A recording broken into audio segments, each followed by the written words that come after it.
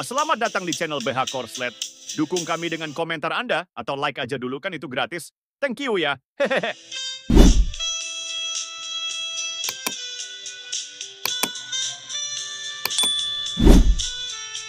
Bab 138.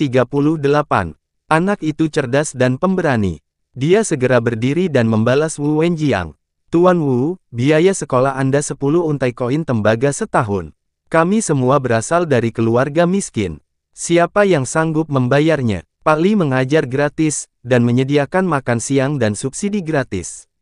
Bahkan seragam sekolah dan tas sekolah kami disediakan oleh beliau. Menurutmu, di mana kami bisa bersekolah? Memang benar kami adalah keturunan keluarga Liu, tetapi apakah kamu menganggap kami sebagai anggota keluarga Liu? Wu Wenjiang tidak bisa berkata apa-apa, wajahnya memerah, dan dia tidak bisa menahan rasa marah dan malu. Akan baik-baik saja jika Liang hanya bertukar kata dengannya, lagi pula, mereka berdua adalah guru di sekolah itu. Namun hari ini, dia dipukuli habis-habisan oleh seorang anak. Bagaimana dia bisa mentolerirnya? Dia segera melangkah mendekat, mengangkat tangan kanannya, dan mengayunkannya untuk memberikan tamparan keras di wajah anak itu. Ledakan, tangan itu baru saja diayunkan setengah jalan ketika tiba-tiba digenggam erat oleh sebuah tangan yang kuat. Meskipun jari-jarinya ramping, kekuatannya bagai penjepit besi. Wu Wenjiang hanyalah seorang sarjana. Dia meringis kesakitan dan langsung berteriak. Ini sekolah. Sebagai guru, Anda harus berpendidikan dan berperilaku baik. Namun, Anda memukul siswa tanpa alasan. Bagaimana Anda bisa menjadi guru? Liang sudah menghentikan orang ini, melotot ke arahnya dan memarahinya dengan keras. Tenang, lepaskan, tanganku akan patah.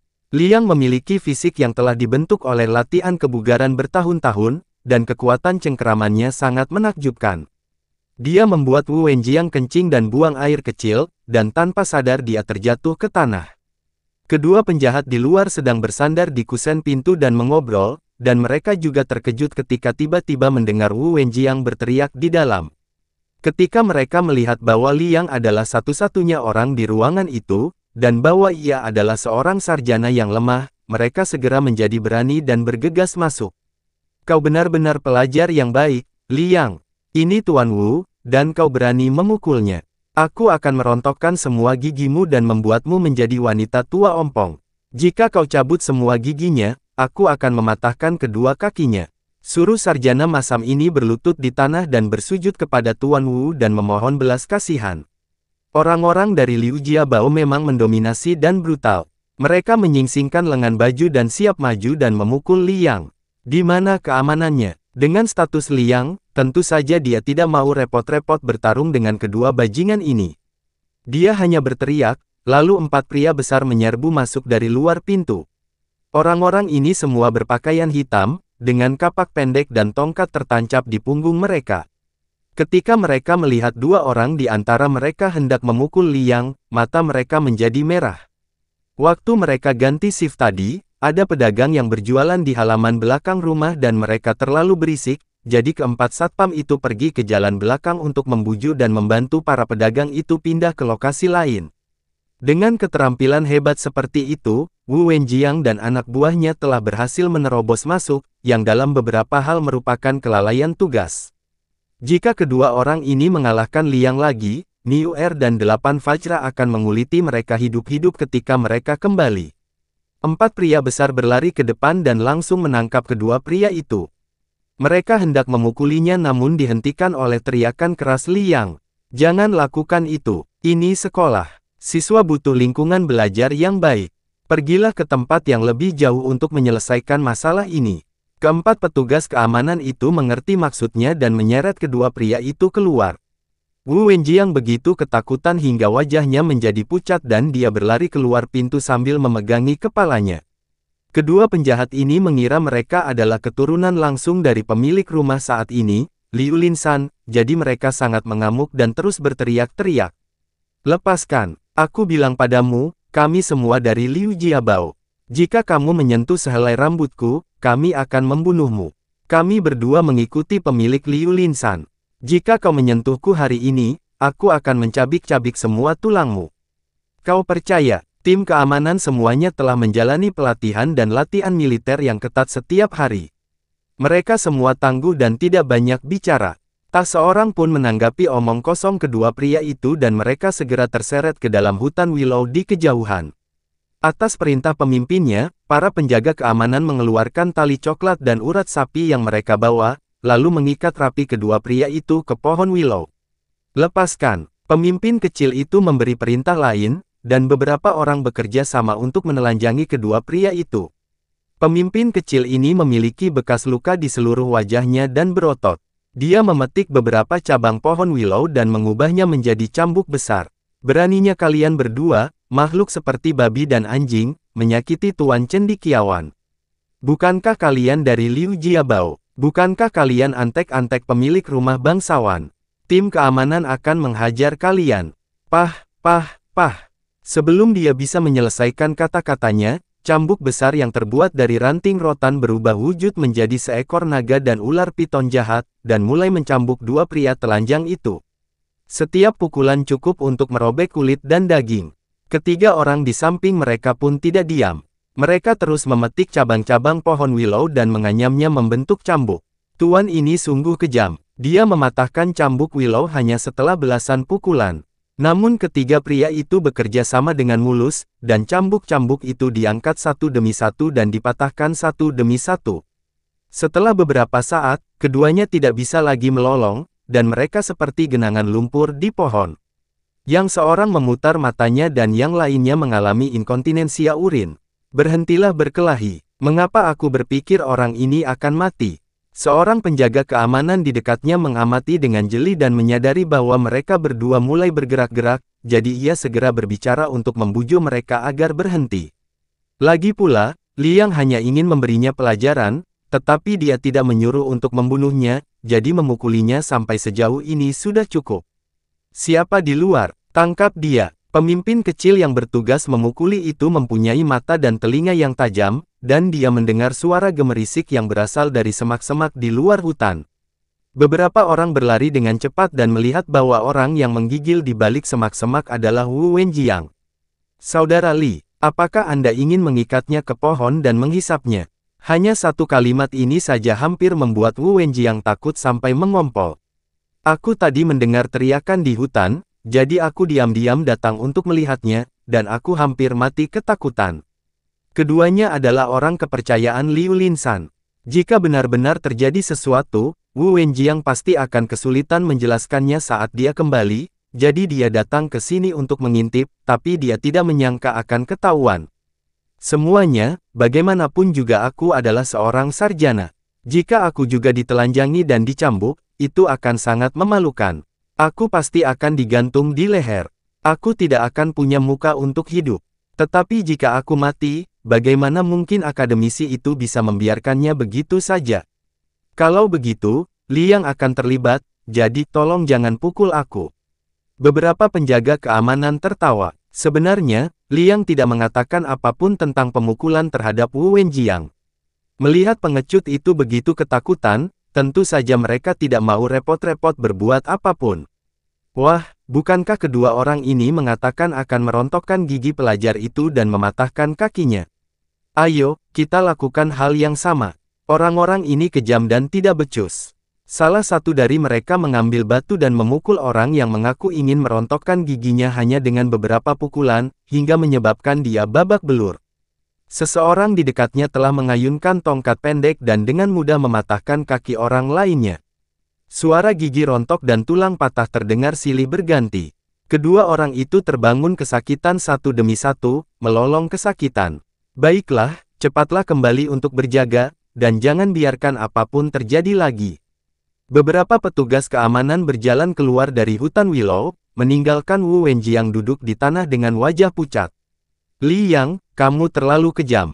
Aku akan menuntutmu. Bab 139. Wu Wenjiang berlari untuk menyampaikan kabar, dan kemudian mengirim orang untuk mengangkut kembali kedua orang yang pingsan itu. Ketika Liu Linsan mengetahui hal ini, dia sangat marah dan memanggil Wu Wenjiang untuk menanyakan apa yang sedang terjadi. Pada titik ini, Wu Wenjiang tidak berani mengatakan kebenaran. Dia memutar matanya dan mengarang omong kosong. Guru, Liang ini benar-benar keterlaluan. Dia mengirim seseorang untuk mengantarkan surat kepadaku, mengatakan bahwa dia ingin meminta nasihat tentang cara mengelola sekolah. Aku pasti akan dengan senang hati menerima undangannya. Namun setelah dia sampai di sana, dia mulai bicara omong kosong, mengatakan bahwa sekolah yang dikelola Liu Jiabao itu jelek dan memengaruhi pendaftaran serta peningkatan reputasinya, dan meminta kita untuk menutup sekolah tersebut. Dia juga mengatakan bahwa anak-anak Liu Jiabao sama bodohnya seperti babi dan anjing dan tidak layak bersekolah. Kata-katanya yang kotor benar-benar tidak terucapkan. Saya berdebat dengannya beberapa patah kata, tetapi saya tidak menyangka akan ada pengkhianat di Liu Jiabao kita. Dia adalah anak dari keluarga Liu bernama Liu Chuang yang membantu Liang mengutuk. Saat sedang terburu-buru, saya ingin memarahinya, tetapi Liang malah menghajar saya. Kedua pengawal di samping pemilik rumah ingin menolong, tetapi mereka malah diseret dan dipukuli oleh tim keamanan. Wu Wenjiang adalah orang yang pandai bicara, dia bahkan bisa menghidupkan kembali orang mati. Kata-katanya membuat Liu Linsan marah. Yah, siapapun berani datang ke Liu Jiabao dan membuat masalah, dan mereka bahkan tidak bertanya-tanya, beraninya dia sangat sombong di sini. Karena Liu Chuang membantu orang luar, maka putranya tidak mengajari ayahnya hal yang benar.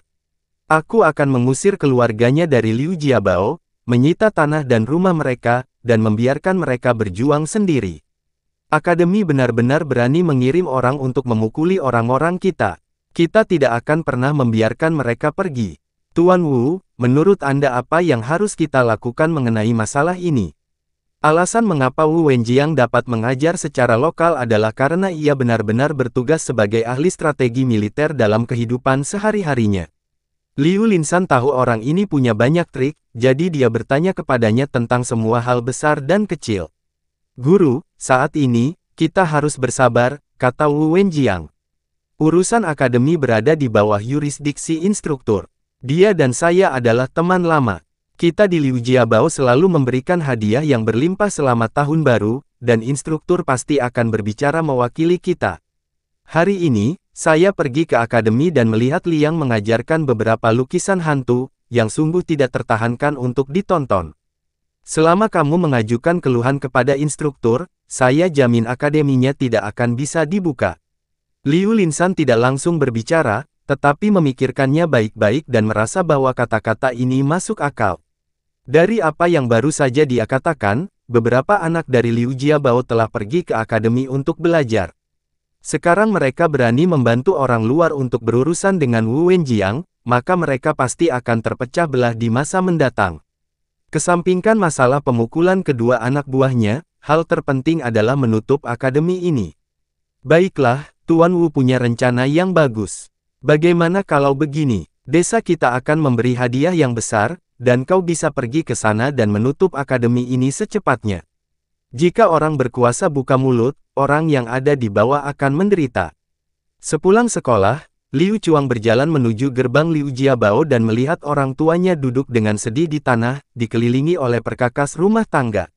Ayah, Ibu, apa yang sebenarnya terjadi? Melihat putranya kembali, ayah Liu Chuang tidak mengeluh. Meskipun ia seorang miskin dan tidak memiliki banyak pengetahuan, ia masih dapat membedakan yang benar dari yang salah.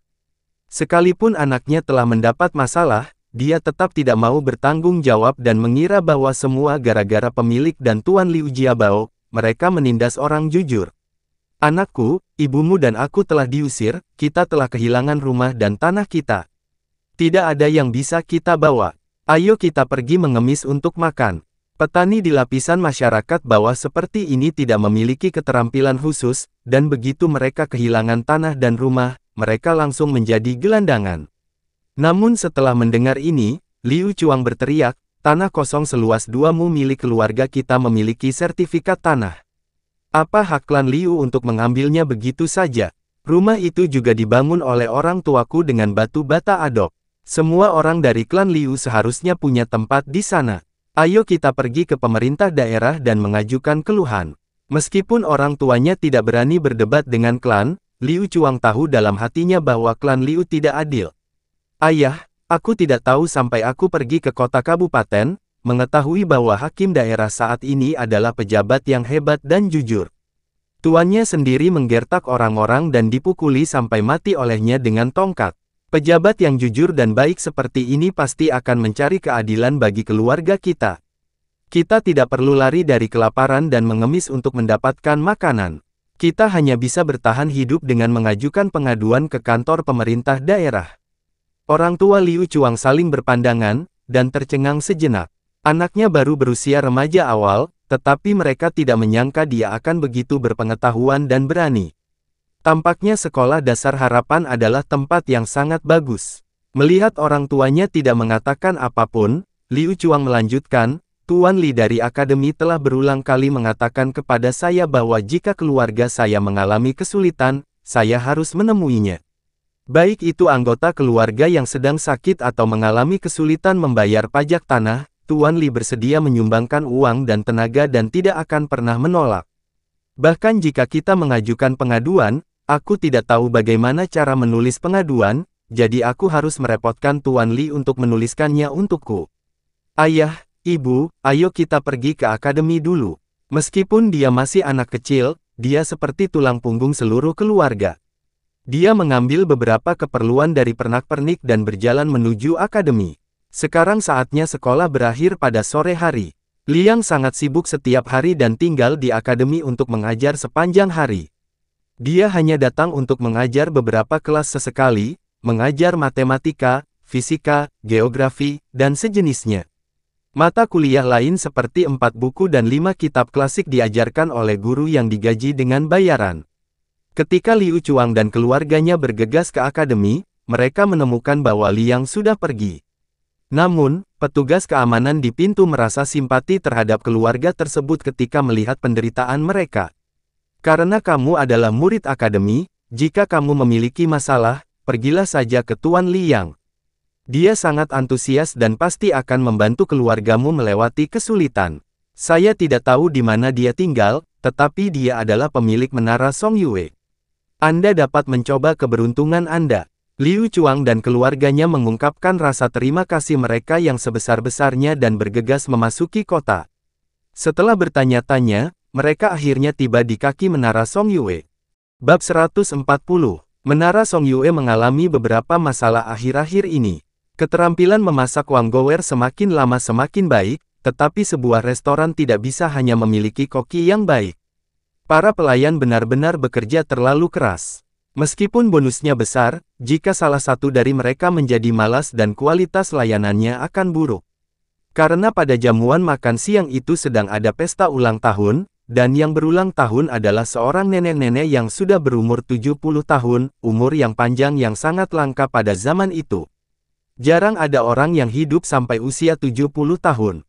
Pepatah ini sangat tepat pada zaman dahulu. Oleh karena itu, pihak keluarga sangat mementingkan pesta ulang tahun ini. Wanita tua ini memiliki gen yang sangat bagus. Meskipun dia sudah tua, penglihatan dan pendengarannya tidak kabur, dan nafsu makannya juga sangat baik. Tetapi ada satu hal, karena wanita tua ini sudah tua, indera perasanya menjadi tumpul saat makan, sehingga dia harus menambahkan lebih banyak garam ke makanan agar dapat merasakan rasanya.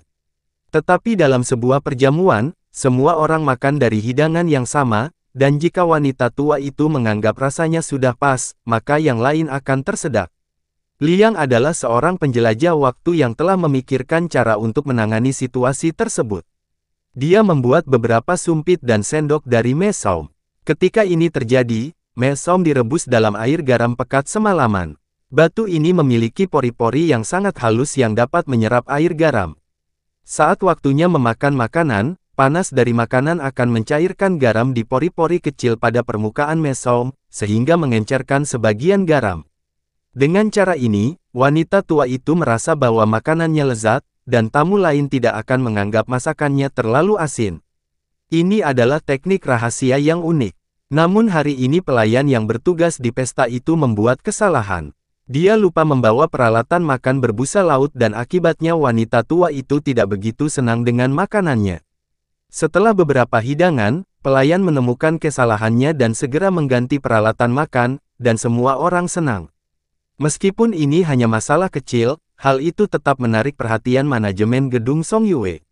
Manajemen ini tak lain adalah akuntan kepercayaan bos lama. Masalah ini bisa besar atau kecil, tetapi akuntan itu tahu betul bahwa Liang adalah orang yang serius, jadi dia tetap mengirim seseorang untuk memberitahunya. Setelah Liang mengetahui hal ini, dia segera datang ke gedung Song Yue, menutup toko lebih awal, dan mengadakan rapat karyawan di tempat. Meskipun insiden ini tidak menimbulkan dampak buruk, insiden ini juga menjadi peringatan bagi kita. Dalam industri jasa, detail menentukan keberhasilan atau kegagalan. Ini bukan masalah kecil. Liang biasanya baik kepada orang lain, tetapi dia menjadi serius ketika sesuatu terjadi. Tekanan yang tak terlukiskan darinya membuat para karyawan ini tidak berani mengangkat kepala. Wang Xiaoshan melakukan kesalahan di tempat kerja. Setengah dari bonusnya untuk bulan itu akan dipotong dan dia akan menjalani masa percobaan selama seminggu. Jika dia melakukan kesalahan yang sama lagi, dia akan diberhentikan dan dilatih ulang. Wang Xiaoshan sangat menyesalinya hingga ususnya berubah menjadi hijau. Dengan mata merah, dia mengangguk berulang kali, "Manajer Li, saya terlalu sibuk hari ini. Saya tidak akan pernah berani melakukannya lagi di masa mendatang." Melihat karyawannya sungguh-sungguh bertobat, sikap Li yang melunak. "Wang Xiaoshan, aku tahu kenapa kamu tidak fokus hari ini. Apakah karena ayahmu tiba-tiba jatuh sakit? Jadi kamu sedikit linglung di tempat kerja. Jangan khawatir, aku sudah ke rumahmu. Ini bukan penyakit serius. Aku sudah menulis resep obat untukmu, tapi sekarang tidak ada apotek, jadi aku pergi ke pegunungan dan mengambil semua obatnya. Setelah ayahmu minum obat, dia akan pulih dalam waktu 3 hari. Kamu bisa meminta cuti jika kamu membutuhkan sesuatu di masa mendatang. Jangan pergi bekerja dalam keadaan emosional." Wang Xiaoshan begitu gembira hingga matanya dipenuhi air mata. Ia tidak pernah menyangka bahwa saat ia masih berada di restoran itu, pemilik toko yang baik hati ini telah menyelesaikan masalah keluarganya. Selain itu, ia sendiri yang pergi ke pegunungan untuk mengumpulkan tanaman obat untuk penyakit ayahnya. Bagaimana saya dapat membalas kebaikan ini? Bos, saya akan bekerja keras di masa depan. Saya akan mengikuti Anda selama sisa hidup saya. Liang juga tersenyum dan hendak mengucapkan beberapa kata penghiburan ketika dia mendengar suara anak-anak yang malu-malu terdengar di jalan. "Permisi, apakah Tuan Li ada di sini?" Liang memiliki ingatan fotografis. Begitu dia mendengar suara itu, dia tahu bahwa ini adalah Liu Chuang, seorang siswa di akademinya. Hari ini, Wu Wenjiang datang untuk memancing perkelahian, tetapi anak ini tidak takut sama sekali. Dia membungkam pihak lain hanya dengan beberapa patah kata. Dia benar-benar pemberani dan berpengetahuan luas. Tapi anak ini tinggal di Liu Jiabao. Sekarang hari sudah senja dan matahari hampir terbenam, tetapi karena suatu alasan dia datang ke kota untuk menemuinya. Ketika Liang keluar dan melihat-lihat, dia sedikit terkejut melihat ketiga anggota keluarga itu semuanya membawa karung, seolah-olah mereka melarikan diri dari kelaparan dan mengemis makanan. "Liu Chuang, ada apa denganmu? Siapa mereka berdua?" "Tuan Li, ini ayah dan ibu saya. Keluarga Liu menindas kami, menyita tanah kami, dan mengusir kami dari rumah." Mendengar ini, Liang segera mengerti apa yang sedang terjadi. Liu Chuang di depanku pemberani, berpengetahuan luas, dan memiliki IQ yang sangat tinggi. Semakin Liang menatapnya, semakin miripnya dia dengan dirinya saat itu. Liang tidak bisa tidak mengagumi bakatnya. "Liu Chuang, jangan khawatir. Jika kamu mengalami kesulitan, datanglah kepada guru. Dengan bantuanku, semuanya akan menjadi lebih baik." Liang berkata dengan lembut. "Baiklah, aku akan menyuruh tim keamanan mengosongkan 2 asrama, dan kau bisa tinggal di sana terlebih dahulu. Aku akan mengurus makanan, pakaian, dan pengeluaran lainnya, dan kita akan menuntutnya." Setelah mendengar beberapa kata ini, orang tua Liu Chuang sangat gembira hingga mereka menangis. Sebagai petani miskin, orang kaya akan menghindari mereka setiap kali melihat mereka, dan beberapa bahkan mencubit hidung mereka untuk menunjukkan rasa jijik. Namun, pemilik toko Li ini mengenakan kemeja sutra, memegang kipas lipat di tangannya, dan liontin giok tergantung di pinggangnya. Dia tampak seperti orang kaya. Namun, dia bukan saja tidak membenci seluruh keluarganya, tetapi dia juga memperlakukan mereka dengan penuh kehangatan dan ketulusan. Tampaknya putranya tidak berbicara omong kosong. Tuan Li dari sekolah ini benar-benar orang suci yang penuh kasih sayang. Liang melambaikan tangannya, memanggil dua petugas keamanan, membisikkan beberapa instruksi di telinga mereka, lalu membantu mengambil barang bawaan dan membawa orang tua Liu Chuang langsung ke kantor pusat perusahaan keamanan. Namun, Liu Chuang ditahan oleh Liang dan ditanya secara rinci apa yang terjadi. Setelah mendengar ini, Liang merasa bahaya sedang mendekat. Pihak lainnya hanya berurusan dengan keluarga Liu Chuang sebagai pekerjaan sampingan. Apa yang sebenarnya ingin mereka tangani adalah Akademi Sekolah Dasar Harapan yang baru saja dibukanya. Pasti akan ada pertarungan antara kedua belah pihak selanjutnya. Bersambung dulu Tuan.